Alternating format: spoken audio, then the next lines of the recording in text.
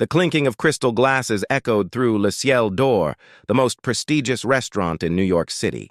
Every surface gleamed, marble floors, gold-trimmed mirrors, chandeliers that looked like falling stars. Power whispered here. Billionaires made deals between courses, and servers moved like shadows to avoid being seen. But tonight, everything stopped for one reason. An old woman had collapsed near table 7. A young waitress, barely 23, dropped her tray and rushed forward before anyone else moved. No one expected her to act first, not in this place where hesitation meant firing. Yet she was already on her knees, steadying the trembling woman, calling for help in soft, urgent tones. From across the room, Alexander Drake, the cold-faced billionaire known for breaking companies and people alike, looked up from his untouched wine. The fallen woman was his mother. The restaurant froze. Executives, guests, even the pianist's hands hovered mid-air. But only one person moved, the shy waitress with tired eyes and a messy bun. Later, Alexander would remember every detail, the panic in his chest, the disbelief that this girl in a faded apron had been the only one brave enough to touch his mother. But what he didn't know then was that this moment would unravel every assumption he had ever made about people, power, and worth. After the incident, Mrs. Drake recovered quickly, thanks to the waitress's calm and clear guidance to the paramedics in fluent French. Alexander noticed it immediately. Her accent was perfect, her words natural. He asked the manager who she was, but the man just stammered, "That's Lily. She's new. Barely speaks up. Quiet girl from Queens, I think." But Alexander had spent his life reading people, and Lily wasn't what she seemed. Over the next few days, he returned to Le Ciel d'Or, sitting at different tables, observing her. She moved silently, invisible to the wealthy, but he caught subtle details. She smiled when guests spoke Italian and occasionally mouthed along, understanding. She corrected an order in flawless Japanese when a chef misheard a guest. She once comforted a crying tourist in Spanish so gently that the woman left her a $100 tip and whispered "angel" before leaving. No one else noticed. No one cared, but Alexander did. And it haunted him. Why would a girl like her, clearly brilliant, clearly capable, serve food in a room full of people who would never see her? That question became his obsession. He started sending quiet inquiries through his assistant. No records of elite schooling, no trace of high society background. Just Lily Moreau, a waitress who worked double shifts and lived in a small apartment 2 subway stops away. It made no sense. Until one night, fate gave him a clue. The restaurant was hosting an exclusive international investors' dinner. Representatives from 8 countries filled the dining hall. Tension in every seat. The meeting was crucial for Alexander's company. If this partnership failed, he could lose billions. Then disaster struck. The head translator didn't show. Voices clashed, tempers flared, Mandarin, Arabic, French, Spanish, all colliding in a storm of confusion. Alexander was seconds from calling it off when he heard it. Lily's voice. Calm, clear, commanding.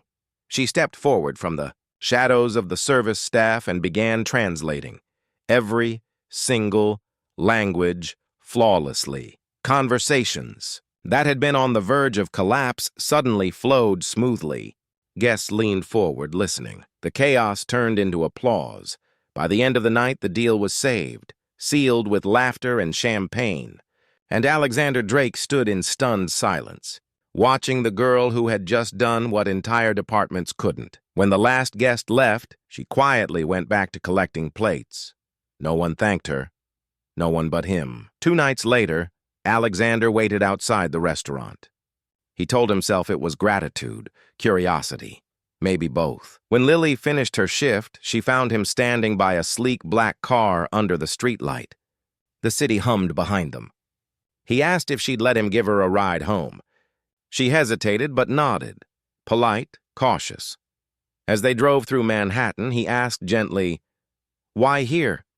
You could work anywhere, embassy, university, private firms." She smiled faintly.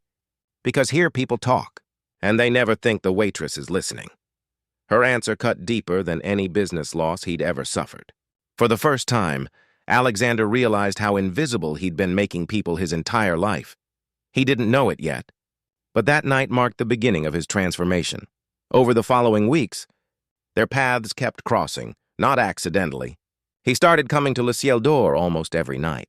At first, it was under the excuse of thanking her, then to hear her stories, then simply because he wanted to. Lily never sought his attention. She was careful, almost distant. Yet there was a quiet strength in her that drew him closer.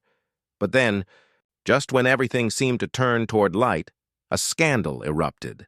A leaked photo surfaced online. Alexander Drake dining late with a waitress. The mystery girl. The tabloids devoured it. The board of directors called it reckless. Investors panicked. The restaurant manager fired Lily on the spot. Fearing bad press, Alexander tried to intervene. But she stopped him with a single sentence. "Don't fight for me in public. It's not your battle to win." That night, for the first time in his career, the man who had never lost anything realized what helplessness felt like.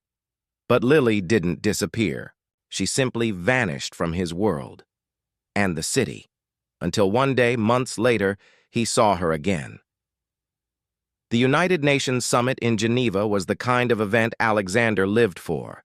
Every screen, every camera, every deal, perfectly choreographed. He walked into the marble lobby, nodding to familiar faces, when he heard a voice through the translation feed that made him stop cold. Soft, steady, unmistakable. He followed the sound until he found her. In the translation booth above the grand hall. Headphones on, her hands moving with quiet precision. Lily, not a waitress anymore, a world-class interpreter, working for the UN. Their eyes met through the glass, and for a second, the entire room fell away. After the session, he waited in the corridor. She walked out, composed but smiling. "You kept listening," she said softly. "And you finally learned to hear," he replied. That moment wasn't romantic in the Hollywood sense. No kiss, no dramatic music. Just two people who had seen each other at their most human. Years later, Le Ciel d'Or still whispered her name. The shy waitress who spoke every language in the room and taught a billionaire the only one that mattered. Kindness. Because sometimes power doesn't change people. Listening does, and those who seem invisible often understand the world far better than those who own it. Would you have noticed her? Or would you have been too busy talking to listen?